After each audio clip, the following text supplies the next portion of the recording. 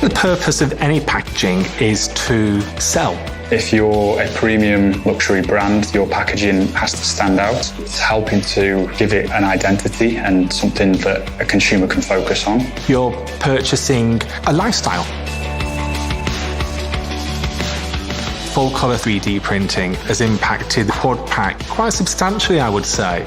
A lot of people just don't have the ability to visualise design concepts. Full colour 3D printing eliminates that.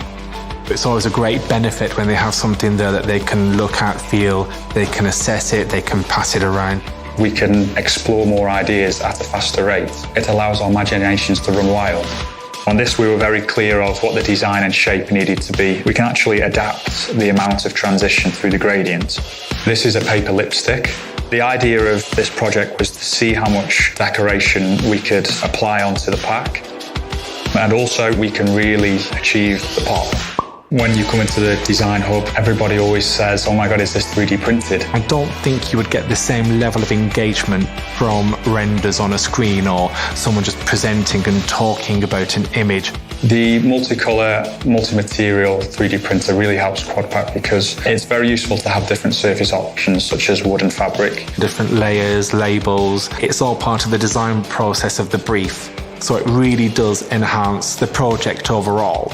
With the ultra clear material that we have, it means that we can replicate glass.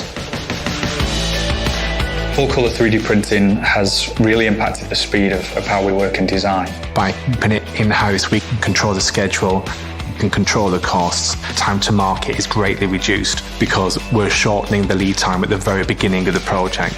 The client can see a finished item, they can see instantly something is wrong or not aligned with brand. If you can get that 100% right from the outset, you remove the risk of the launch. So I can only see the positive aspects of printing 3D full colour samples.